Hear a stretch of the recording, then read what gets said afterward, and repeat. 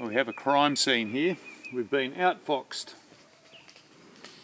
So it's winter here at the moment, and we'd sort of come to the conclusion that the foxes weren't much of a problem because they didn't have a litter of kits or anything like that, and so far we hadn't had any problem with foxes on our chooks free ranging around. But yesterday we both went out and we left the property. Well, there wasn't no one at the property. There was 3 dogs here, but it turns out they're completely useless. So we've had a fox come and grabbed 5 of our highlines, the brown chooks, and the original chooks, they're all gone that were living up in the coop. So everyone got nailed. So this looks like the path where this fox has been. We've seen the fox now a couple of times each day. The dogs haven't managed to see it. So dog free to home doesn't necessarily need to be a good one. Bloody dog.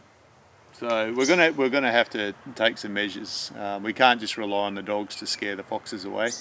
So when we came home yesterday, we didn't really know what had happened to them. We kind of went to bed.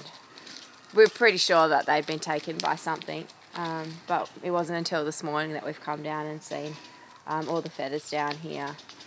And yeah, I think the fox had a bit of a feast. Whether he had it by himself or with another fox, we don't know. But oh look, that looks like fox scat here. That's definitely fox poo. Mm. There's a wing over here too. Poor chickens. I'm sad because they were in our care and we kind of let them down. Well, there's the chooks. They're still within that electric fence mesh, and in there they're pretty safe. You know, like nights and nights have passed where there has been no molestation of chickens. So what we're going to have to do is just we'll free range our chickens in the sense that we'll get 2 of those mesh nets and we'll make a much larger enclosure where the pigs have been, and they can wander around in those. But we just can't let them wander freely all over the property. It really wasn't a problem while we were here, but that foxes are canny, aren't they? They saw that we'd both left the property and that the dogs were no threat to them, and had their wicked way. At the moment, the dogs all they're doing is licking up dead chook parts. So the last thing we want is a dog that's friendly with foxes and gets a taste for chicken. Well, here's some more evidence of a struggle. So this secure pen we'd taken to leaving this door just hooked open during the day, and the chooks were able to come and go. These are a separate population, obviously, to the highlines. They were those other original chooks that featured in our earlier episodes, but a bit of a crime scene here too. So I guess the mama chook ran to here, got nailed and then dragged off. So happens to chook owners, I guess. I mean, we don't have nearly the predators that people in other parts of the world face, but foxes are definitely one of them. To be fair, I had started to put these chooks in the pot. So the rooster's gone. We got 6 chooks from another person that didn't want to handle the processing, so we got those, and we were working our way through those chickens because we want this coop to raise our next lot of Australorps, our little chicks. This is where they were going to be because this is nice and secure. But Mr. Fox beat us to it, so a little bit frustrating. But I think the problem with raising food is that you're raising food. There's a bit of competition for it around here. So it's not people yet, but it's definitely foxes. You can see behind us, we've set up a big enclosure with a poultry netting for these chickens. We're going to have to keep them inside the netting. They're not allowed to go roam around the property anymore. It's just too risky with that fox. Troy is rolling in their house.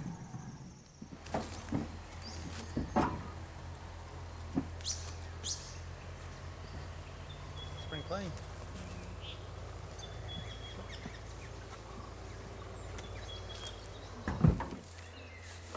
Got some fresh straw in there.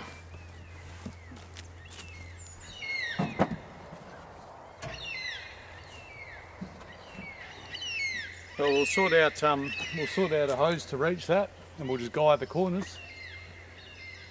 And this should be a chook paddock for the next 10 to 20 days. 2 weeks.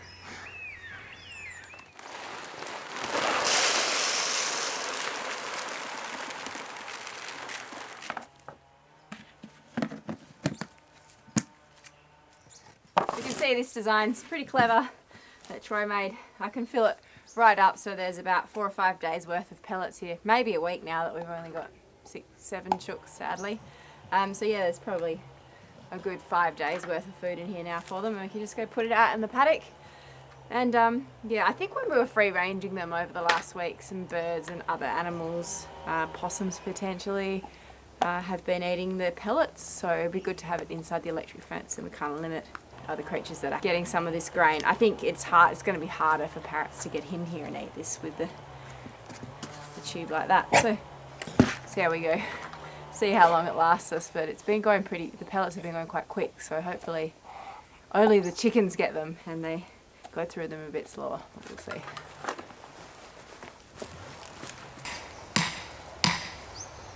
In the summertime when it's dry, we'll need multiples of those. With the soil so wet, we can get away with one. So when we hook this up, we'll just run the meter over the fence at that back corner and just make sure that she's still at least 4,000 volts, if not more.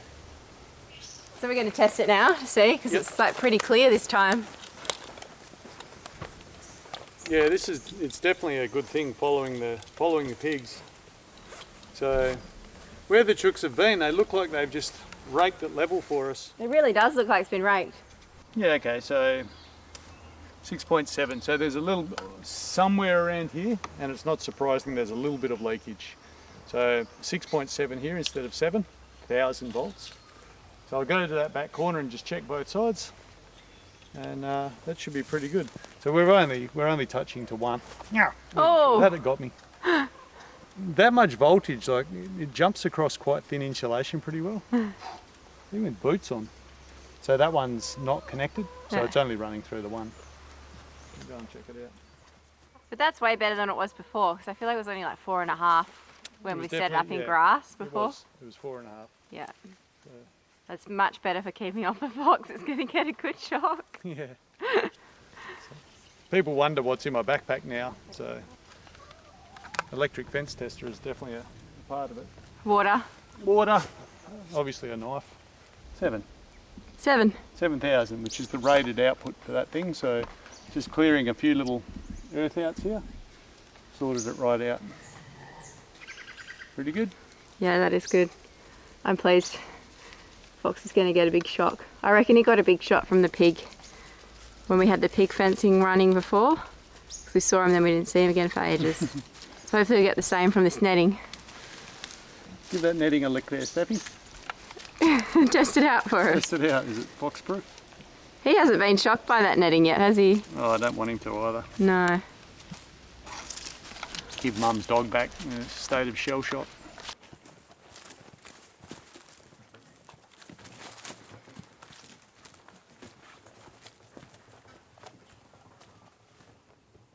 Get out all the stink.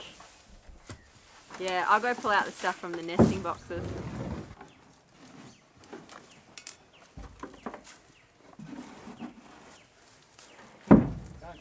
Happy chicks.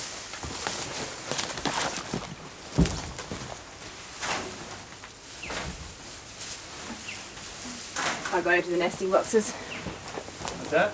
I'm going to the nesting boxes with some.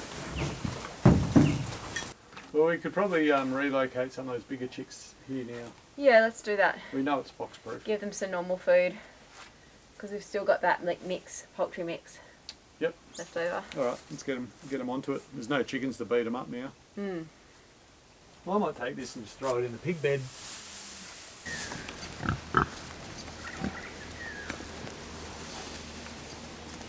Are they eating it?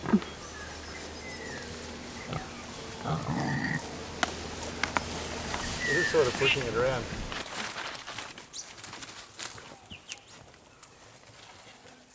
Just a sec.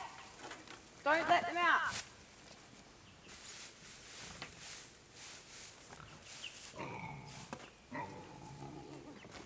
How many are in there? Oh, a few. Yeah. 5. 5. And the 5 biggest ones. Yeah, so we've made a bit of room in the brooder there, I think. Nice, yeah.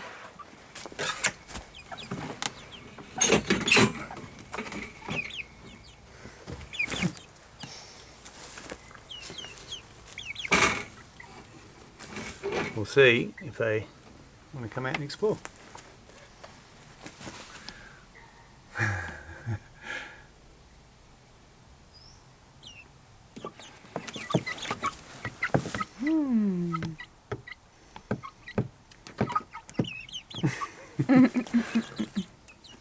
Come on, my intrepid hens.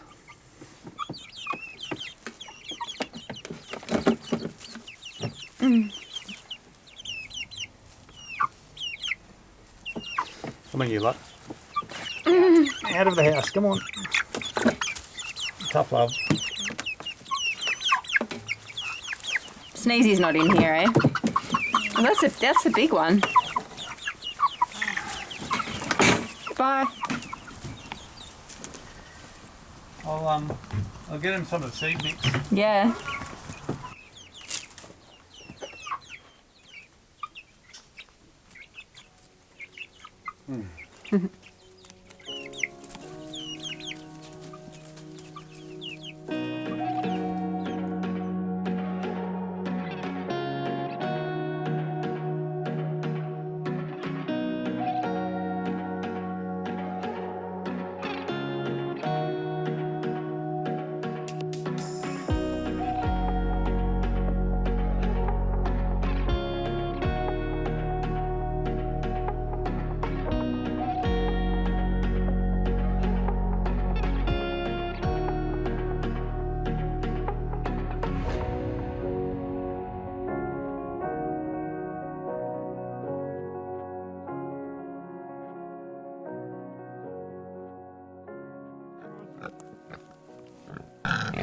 Fence pigs. Come on. That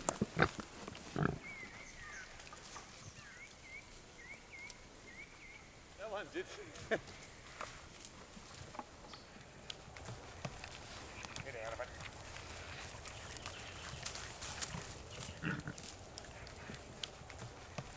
Yeah, that's our special pig. That's a bit strange. We've earmarked this pig for bacon. This pig's not round, it's not getting a big belly like the other. See, all the other ones got quite a big belly. They just look more robust. This pig spends a lot of time just sitting around like this. Yeah. Likes to scratch, like all of them. It took the longest to come up and actually want to get attention, not like these ones. See, it's not even like it's lunchtime, it's not even eating. Got learning difficulties. Mm. It ran up with the other pigs, so. Mm. Look, it cruises around like it's all happy and healthy, but it just doesn't like competing. Not a competitive pig at all. Not like you. Oh yeah, it just got shooed away. Quite a pig bed, isn't it? Yeah, this is like, so this would have been a big mound of, this was the big mound of mulch, and they've actually just dug it out and they've made a proper nest here. I reckon they were nice and warm in here, so they had the sides up and probably stopped being. Yeah, pretty good. Over night time, we've been having some really hard frosts, like the water is frozen over everywhere. If you step on one of these logs, you go for a bit of ice skating. But the pigs haven't gone up into the little tent I made them. They only go in there when it's really raining. On a nice, clear, even frosty night, they've nested in these mulch piles. There's one here, and there's one behind Pasky with the camera now. So they've sort of hollowed it out, and then you just get a series of pigs, and they all lay in a pile, and their body heat preserves them through the night. Really amazingly good internal body temperature regulation. They don't seem to feel the cold. They don't like the heat that much, but they don't worry about the cold. Now this time they spend a lot of time sunbaking, but in summer we'll have to help manage it with some water, make them a wallow, keep them in the shade, stuff like that. So there we go. We've checked out the animals. We've fed the pigs. You can see that there's still quite a bit of chaos here from dropping the trees and excuse the pigs in the background. We have just put off doing a fair bit of the cleanup because next week we're getting a tractor with a little front end loader. We found a nice deal, a nice second-hand bright blue Iseki tractor, and it's coming. So rather than spend weeks doing this cleanup, I'll be able to do it in a couple of days. So I'm really enthusiastic. There's so much, so many things that can be opened up once I've got that little bit of extra help. And it's only like a 30 horsepower thing, it's not much, very economical. So this chaos that we're looking forward to not looking at it pretty soon. So, but we'll let the pigs clean up all in there, do their stuff, move them up, and we'll clean that area out.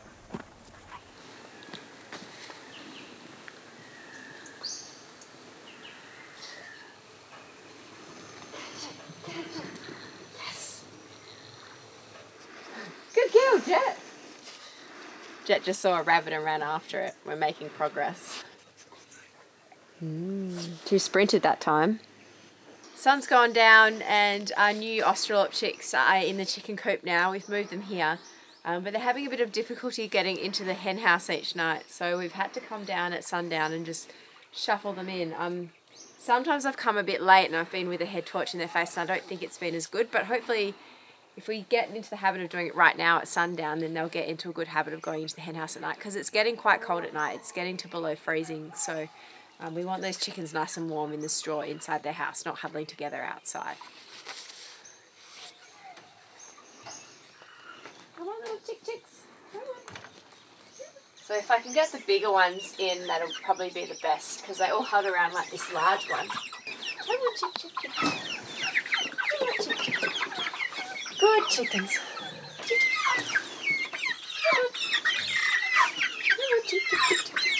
Good chickens. Good chickens. Go. Is that all accounted for?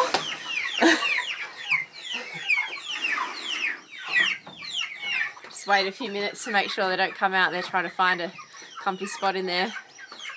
At night time, I've had to actually push them up into a corner and put some straw around them, but there's still a bit of light now, so hopefully they find their own spot by themselves.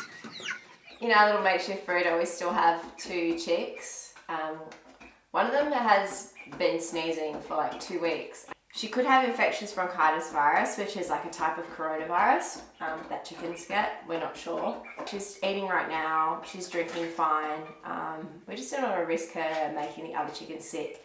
And then there was one other chick that was like having trouble breathing and had a snotty nose and was mouth breathing. So we just put them in here in quarantine, so they remained in the brooder. The first time she started sneezing, it was so loud, like we could hear it through the whole house when she was with the other chicks. So she didn't give it to the other chicks, we don't think. Oh, good work. A little chirp. Good chicken. You hear the other birds out there.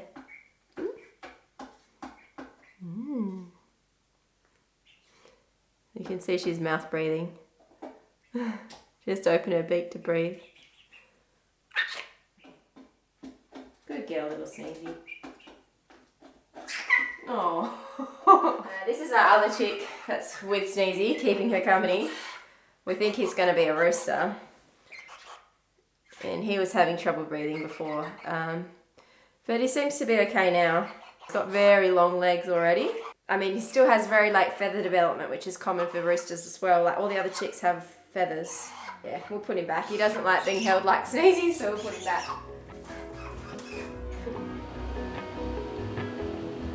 Thanks for watching, liking and subscribing to our channel. We hope you enjoyed this week's video, and we'll see you next time for more adventures from the Ramshackle Ranch.